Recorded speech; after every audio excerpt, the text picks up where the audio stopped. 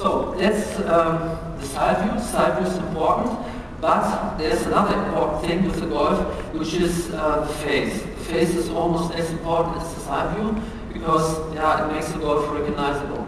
And I want to explain something from, I go back into history now,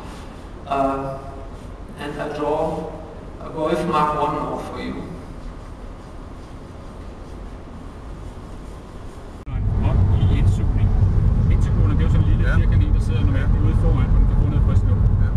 Den her er bygget ind i indsugningen, så det får kold luft.